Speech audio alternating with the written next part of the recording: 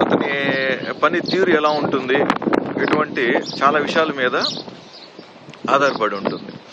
షుగర్తో already ఏదైనా సమస్య ఉందా లేదా సమస్య లేదా. ఇప్పుడు షుగర్ వచ్చి ఒక 2-3 నెలలు అయిందనుకోండి, తక్కువ వయసు అనుకోండి, వాళ్ళకు మందులు ఎంపిక చేయడం నిజంగా కష్టం. ఎందుకంటే తన తిండి ఆచారాలను బట్టి, తన ఇతర అలవాట్లను బట్టి కూడా ఇక్కడ మందులు ఎంపిక చేయాల్సింది ఉంటుంది. కొన్ని మందులతో ఏంటంటే మనిషి బరువు పెరిగే అవకాశాలు ఉంటాయి, కొన్ని మందులతో మనిషి బరువు తగ్గిపోయే అవకాశాలు ఉంటాయి. కొన్ని మందులు ప్రాధాన్యంగా లివర్ ద్వారా పనిచేస్తాయి, కొన్ని మందులు ప్రాధాన్యంగా కిడ్నీ ద్వారా పనిచేస్తాయి. సో మనిషి ఇప్పటి జీవన చర్య ఎలాగుంది, తను తీసుకుండే ఆహారం ఆల్రెడీ ఏదైనా లివర్కి కానీ కిడ్నీకి కానీ భారాన్ని కలిగిస్తుందా.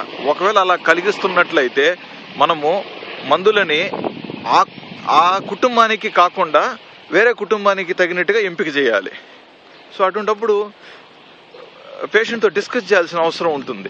తన తీరు గురించి, తన జీవన విధానం గురించి, తన ఆహారపు అలవాట్ల గురించి, తన జీవన శైలి గురించి విచారించాల్సిన అవసరం ఉంటుంది. అలా విచారించినప్పుడే సరి అయిన మందుల్ని తనకు ఎంపిక చేసి తద్వారా మంచి ఫలితాన్ని మనం ఇవ్వగలుగుతాం.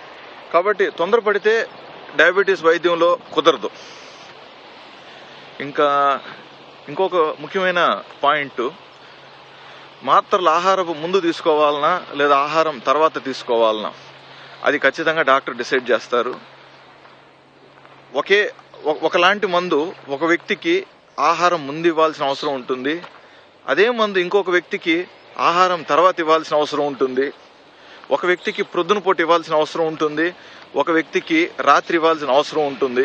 కాబట్టి అది కంప్లీట్గా డాక్టర్ చేతుల్లో ఉంటుంది. అంటే ఉద్దేశం ఏంటంటే పేషెంట్ అవసరాన్ని బట్టి ఇవ్వాల్సిన అవసరం ఉంటుంది. కాబట్టి అది వ్యక్తికి ఆ పరిస్థితి మారుతూ ఉంటుంది. ఇంకపోతే ఈ మధ్య కాలంలో మనం విటమిన్ B12, విటమిన్ D3 గురించి ఎక్కువగా మాట్లాడుతున్నాం. ఈ బీపు పొరలు ఎక్కువగా తీసేయటం వల్ల, తర్వాత ఇంకా అనేక కారణాల వల్ల విటమిన్ B12 లోపాలు కనబడుతున్నాయి. ఈ విటమిన్ B12 లోపం ఉన్నప్పుడు లక్షణాలు ఉంటాయి. కొన్ని నీరసంగా ఉండటం కానివ్వండి, లేకపోతే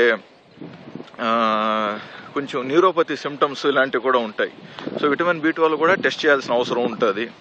విటమిన్ D3 కూడా తక్కువైనప్పుడు విటమిన్ D3ని కూడా పరీక్షించుకొని, ఒకవేళ విటమిన్ D3 కానీ తక్కువగా ఉన్నట్లయితే విటమిన్ D3కి సంబంధించిన మందుల్ని కూడా మనము వాడాల్సిన అవసరం ఉంటుంది. ఈ విటమిన్ D3, విటమిన్ B12 టెస్టుల ఖర్చు కూడా కొంచెం అదనంగానే ఉంటూ ఉంది ఎంతైనా కూడా. ఇప్పుడు అమెరికా, ఆస్ట్రేలియా, ఇంగ్లాండ్ ఈ దేశాల్లో ఏంటంటే విటమిన్ B12, విటమిన్ D3 కంపల్సరీగా యాన్యువల్గా డాక్టర్ దగ్గరికి వెళ్తున్నప్పుడు ఆ ప్యాకేజీలో ఉండిపోతున్నాయి అన్నమాట.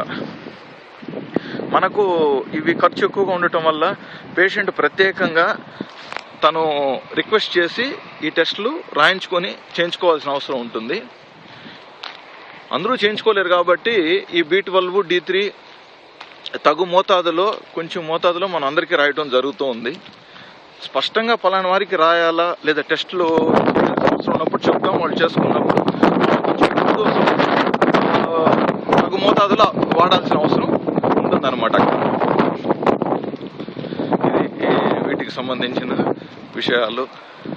ఇంకా మీకున్న ప్రశ్నలు ఏదైనా ఉన్నప్పుడు దయచేసి మీరు నేరుగా కలిసినప్పుడు మాట్లాడి వాటి తగినట్టుగా మనము ట్రీట్మెంట్ని పొందొచ్చు. ఉంటాను.